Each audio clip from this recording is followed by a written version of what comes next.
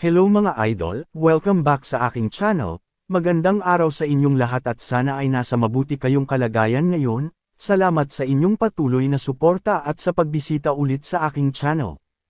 Habang patuloy na naglalakad papalayo si Heo-il ay kalmado niyang ipinaalala na sadyang napakadelikado ng misyong ito para sa isang baguhan kaya mas mabuti pang bumalik na lamang ang ating bida ngayon din. Ngunit sa halip na tanggapin ang utos ay tahimik na yumuko ang ating bida at pilit na pinutol ang mga hakbang ng kanyang kasama. Seryoso niyang ipinaalala kay Heo-il na alam nitong hindi siya isang ordinaryong baguhan lamang matapos ang lahat ng malalakas na kalabang kanyang walang awang pinabagsak kanina. Dahil sa matapang na sagot na iyon ay biglang natigilan sa paglalakad si Heo-il, dahan-dahan siyang lumingon na may bakas ng matinding awtoridad sa kanyang mukha bago malamig na binitawan ang mga salitang hindi isang simpleng suhestyon ng kanyang binitawan kundi isang mahigpit na utos para umatras at huwag nang makialam pa. Sa halip na sumunod sa utos ay mabibigat ang mga hakbang na naglakad pasulong ang ating bida habang matapang na naninindigan sa kanyang prinsipyo. Seryoso niyang iginiit na kung magbubulag-bulagan lamang sila dahil sa limitasyon ng kanilang kakayahan at tatalikod na lamang dahil sa hirap ng sitwasyon ay tila tinalikuran na rin nila ang kanilang sinumpaang tungkulin. Tuluyan ng sumabog ang matinding galit at determinasyon ng ating bida habang pinalilibutan ng nagbabagang presensya ang kanyang paligid, mahigpit niyang naikuyom ang kanyang kamao bago pasigaw na tinanong si Heo-il kung paano pa niya magagawang umatras gayong tuluyan na niyang nabunot ang kanyang espada. At buong tapang niyang idiniin kung maituturing pa ba itong tunay na kabayanihan kung basta na lamang nila pababayaan ang mga inosenteng nangangailangan ng tulong. Natigilan si Heo-il matapos marinig ang malalim na paninindigan ng kanyang kasama, at sa kanyang isipan ay lihim siyang naaliw sa hindi matitinag na tapang ng ating bida. Napabuntong hininga na lamang si Heo-il bago tuluyang sumuko sa sitwasyon, at kalmado siyang pumayag na magkasama na silang kikilos ngunit mahigpit niyang idiniin na kailangan pa rin niyang humingi ng karagdagang tulong mula sa kanilang pangunahing base para sa kanilang kaligtasan. Agad namang sumang-ayon ang ating bida habang mabilis na sumabay sa paglalakad ni Heo-il, subalit sa kabila ng kanilang pagkakasundo ay may bakas ng pag-aalala sa kanyang boses nang seryoso niyang itanong kung posible pa ba nilang matunten ang kinaroroonan ng mga kalaban lalo na at naantala ang kanilang pag-alis dahil sa kanilang naging pagtatalo. Upang alisin ang pangamba sa isipan ng kanyang kasama ay napangiti na lamang si Heo-il habang buong pagmamalaking itinuro ang kanyang sarili. Kalmado niyang tinanong ang ating bida kung alam ba nito ang kanyang natatanging titulo bago puno ng kumpiyansang ibinunyag na kilala siya sa tawag na Sure-Finding Sword. Idiniin ni Heo-il na ang pangalang iyon ay hindi lamang isang simpleng bansag dahil nangangahulugan ito na kahit anong mangyari ay siguradong matutunton niya ang kanilang mga target ng walang palya. Walang inaksayang sandali ang dalawa at mabilis nilang tinahak ang landas sa gitna ng malawak na kagubatan. Sa sobrang tindi ng kanilang bilis ay tanging ang mga malabong anino na lamang nila ang makikita sa paligid habang patuloy na nangunguna si Heo-il sa pagtuturo ng daan. Habang mahigpit na nakasunod sa kanyang kasama ay isang seryosong pagninilay ang tumakbo sa isipan ng ating bida, inamin niya sa kanyang sarili na ang sining ng paghahanap ay isang pambihirang kasanayan na hindi niya kailanman magagaya, noong una ay inakala pa niya na iikot muna si Heo-il sa buong paligid upang maghanap ng mga simpleng bakas bago sila umalis, ngunit labis ang kanyang pagkamangha nang makita na ang diretsyong pamamaraang ginagawa nito ngayon ay malayong-malayo sa anumang inasahan niya. Sa kalagitnaan ng kanilang mabilis na pagbabagtas sa kagubatan ay biglang nagbago ng direksyon si Heo-il para ituro ang tamang daan na agad namang sinundan ng ating bida. Kalmado niyang inutusan ang kanyang kasama na suriin ang mga naiwang bakas ng paa sa ibaba. Nang ibaling nila ang kanilang tingin sa lupa ay malinaw na nakaukit ang malalalim at mabibigat na yapak, at walang pag-aalinlangang kinumpirma ni Heo-il na ang mga bakas na iyon ay mula sa mismong Radiant Demon Step na natatanging galaw ng Sun Moon Demon Cult. Habang patuloy silang sumusugod ng napakabilis sa loob ng kagubatan ay buong kumpiyansang sinabi ni Heo-il na malapit na nilang maabutin ang kanilang mga target. Sa mga sandaling iyon ay mahigpit lamang na nakasunod sa likuran ng ating bida habang tahimik na pinupuri ang pambihirang kakayahan ng kanyang kasama. Sa kanyang isipan ay inamin niyang umabot na sa isang nakakabiglang antas ang sining ng paghahanap ni Heo-il, dahil kahit papatuloy itong gumagamit ng matinding bilis sa pamamagitan ng Lightfoot Technique ay wala pa rin isang maliit na bakas ang nakakaligtas sa kanyang matalas na paningin. Habang mabilis at magaan silang tumitawid sa mga sanga ng nagtataasang puno sa loob ng kagubatan ay hindi maiwasan ng ating bida na mas lalong mamangha sa pambihirang galaw ng kanyang kasama. Sa kanyang malalim na pag-iisip ay napagtanto niya na ang ganitong mataas na antas ng kasanayan ay halos imposibleng maabot ng isang tao nang mag-isa lamang sa ganoong edad, kaya tahimik siyang naghinala na marahil ay nagmamana si Heo-il ng isang tunay at makapangyarihang pamana mula sa isang nakaraang henerasyon. Habang patuloy silang sumusugod sa himpapawid palapit sa kanilang target ay tuluyan na ring naintindihan ng ating bida kung bakit pilit siyang inutusan ni Heo-il na umatras at bumalik na lamang kanina, sapagkat ang sitwasyong hinaharap nila ngayon ay nagdadala ng isang napakabigat na panganib na hindi basta-bastang kakayanin ng kahit na sino.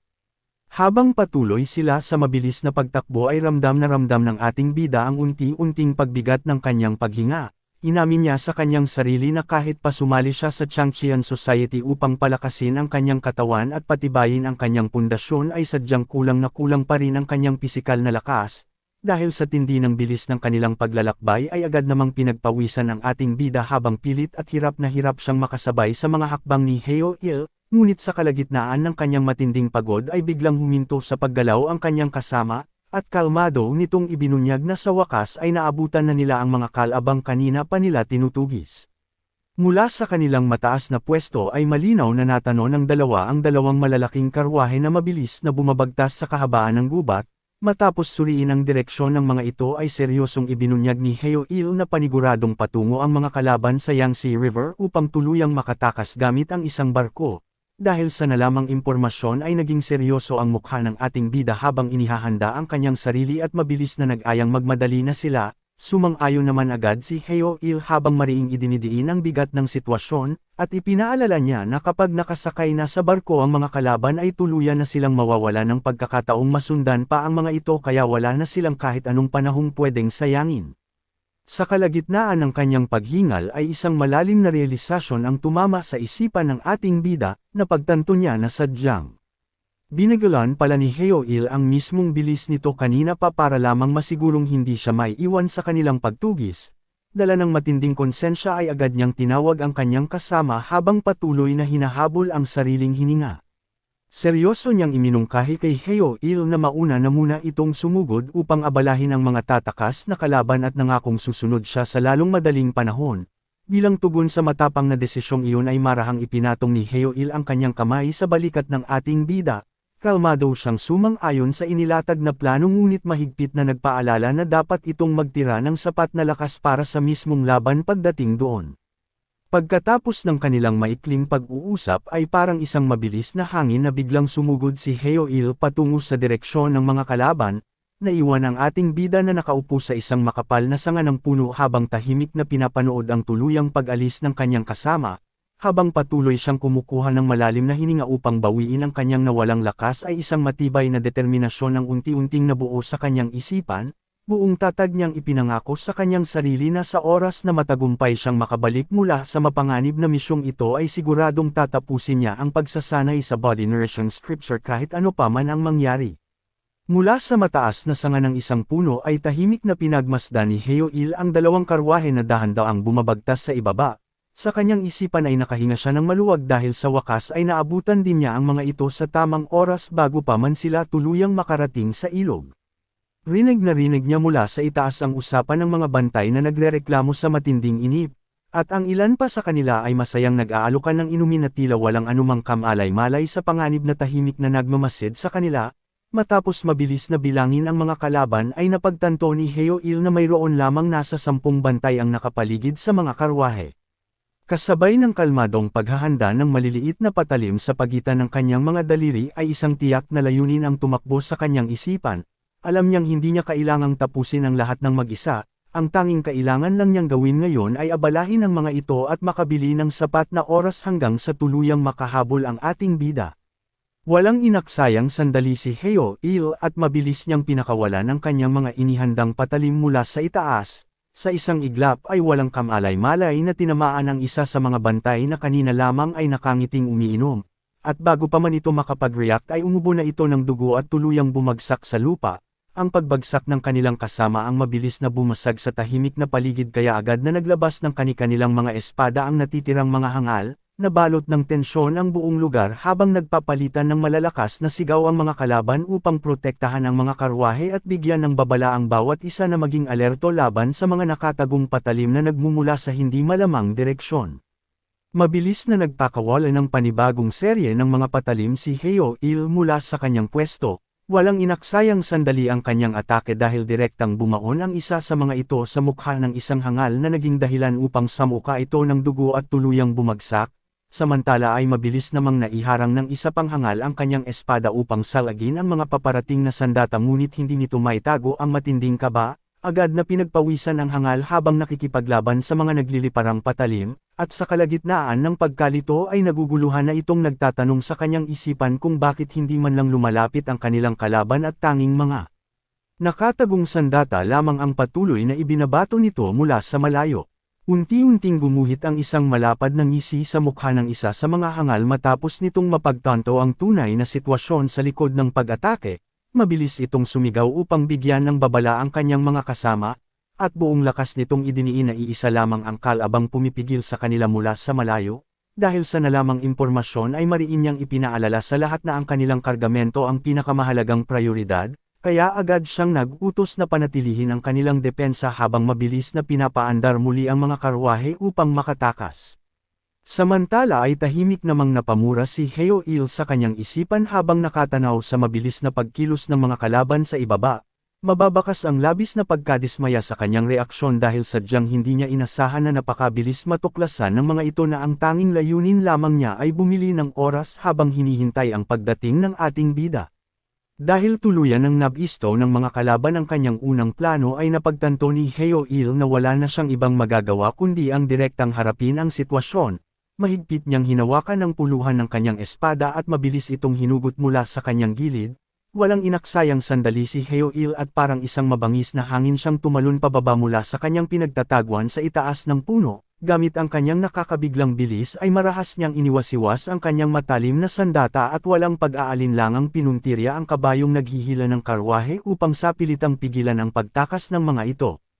Isang malakas na lagapak ang umalangaw-ngaw sa buong paligid ng marahas na bumagsak ang kabayo matapos itong tamaan ng walang pag-aalinlangang hiwa ni Heo-il. Dahil sa matinding atake ay sapilitang huminto ang buong karwahe na agad nagdulot ng malakas na pagyanig sa loob, ngunit sa halip na mga mamahaling kargamento ay isang mahina at nanginginig na boses ang biglang narinig mula sa madilim na siwang ng kahoy na sahig na nagmamakaawang humihingi ng saklolo. Nang bahagyang bumukas ang bahagi ng karwahe ay tumambad ang isang nakadudurog pusong eksena kung saan nakakulong ang mga inosente at maliliit na bata na mahigpit na nakatali ang mga katawan. Habang patuloy na pumapatak ang luha sa kanilang mga takot na mukha ay muli silang nagmakaawa upang iligtas ang kanilang mga buhay, at sa sandaling iyon ay tuluyan nang naging malinaw kung bakit ganoon na lamang kahalaga sa mga kalaban ang pagtakas ng nasabing kargamento. Nanggigil si Heo-il at mariing napakagat sa kanyang labi matapos tuluyang mapagtanto na mga inosenteng bata pala ang nakakulong sa loob ng karwahe. Ngunit bago pa man siya makagawa ng panibagong hakbang upang tulungan ang mga ito ay isang malakas na puwersa ang biglang sumalpok mula sa itaas patungo sa kanyang pwesto. Mabilis na bumulusok pababa ang isa sa mga hangal taglay ang matinding galit at malakas na sumigaw upang tanungin kung sino ba talaga ang nangangahas na hamarang sa kanilang daan. Agad namang inihanda ni Heo-il ang kanyang espada at seryosong lumanggala upang harapin ang panibagong kalaban na pabagsak sa kanyang harapan. Walang inaksayang oras ang kalaban at mabilis na bumagsak mula sa himpapawid upang pakawalan ang napakalakas na umiikot na sipa patungo kay Heo-il. Dahil sa matinding puwersa ng atake ay napilitang dumpensa si Heo-il ngunit sa sobrang lakas nito ay nakaladkad siya ng malayo paatras na nag-iwan ng malalim na marka at makapal na alikabok sa lupa. Habang pilit na kinakalma ang sarili ay mahigpit na hinawakan ni Heo-il ang puluhan ng kanyang espada habang tumutulo ang malamig na pawis sa kanyang mukha. Sa kanyang isipan ay seryoso niyang inamin na paniguradong binawian na siya ng buhay kung direktang tumama sa kanya ang matinding atake na iyon at tahimik siyang namangha sa pambihirang sining ng pagsipa ng kanyang kaharap. Matapos ang malakas na pagbagsak ay magaang lumapag sa lupa ang kalaban habang seryosong nakatayo sa dikalayuan si Heo-il na mahigpit pa ring nakahawak sa kanyang espada. Bakas ang isang malapad at nakakainsultong ngiti sa mukha ng kalaban habang mayabang nitong sinasabi na nakakatuwang makita si Heo-il na nanginginig di umano sa matinding takot. Sa halip na magpakita ng pangamba o sumagot sa pang-iinsulto ay kalmadong inabot ni Heoil ang isang bilugan na lalagyan ng inumin na nakasabit sa kanyang gilid. Tila binaliwala lamang niya ang pagtatanong ng kalaban kung natatakot ba siya dahil walang anumang pag-aalinlangang tinunggan niya ang nilalaman nito habang patuloy na nakatitig ng seryoso sa kanyang kaharap at nananatiling handa ang isa niyang kamay sa puluhan ng kanyang sandata. Bakas ang matinding pagtataka at pang-iinsulto sa mukha ng kalaban na may malaking peklat sa mata habang nakatingin sa tahimik na ginagawa ni Heoil, tila hindi ito makapaniwala at natatawang nagtanong kung talagang nakukuha pa nitong uminom ng alak sa gitna ng isang napakaseryoso at mapanganib na sitwasyon. Sa halip na magpatinag sa mayabang na boses ng kanyang kaharap ay nanatiling kalmado si Heoil habang matapang na nakatayo sa gitna ng maalikabok na kagubatan. Seryoso niyang tinitigan ang kalaban at malamig na ibinunyag na iisa lamang ang taong tunay niyang kinatatakutan sa mundong ito, at walang pag-aalinlangang idiniin ni Heoil na siguradong hindi ang kaharap niya ang taong iyon. Matapos ang kanyang matapang na pahayag ay parang isang kidlat na biglang sumugod si Heoil patungo sa kinaroroonan ng kanyang kalaban, sa isang iglap ay nakalapit agad siya rito na nag-iwan lamang ng mga malabong anino sa hangin dahil sa kanyang napakatinding bilis. Ang pambihirang pagkilos na iyon ay tuluyang bumasag sa mayabang na kumpiyansa ng kalaban at mabilis na napalitan ng matinding gulat at takot ang kanyang ekspresyon, habang nanlalaki ang mga mata at pinagpapawisan ng malamig ay hindi makapaniwalang napagtanto ng kalaban sa kanyang isipan kung gaano kabilas at kadelikado ang mga galaw ni Heoil. Sa kalagitnaan ng kanyang napakabilis na pagsugod ay biglang nanlaki ang mga mata ni Heoil sa ilalim ng kanyang suot na sombrero. Bakas ang matinding pagkabigla sa kanyang seryosong mukha nang mapansin niya ang isang biglaang pagbabago sa galaw at aura ng kanyang kalaban, ngunit bago pa man niya lubusang matukoy kung ano ang nangyari ay tuluyan nang nagtagpo ang kanilang mga nakamamatay na atake, isang napakalakas na puwersa ang sumabog sa gitna ng kagubatan na sinabayan ng isang nakakabulag na liwanag na nagpaliwanag sa kanilang mga anino ng marahas na magsalpukan ang kanilang mga lakas.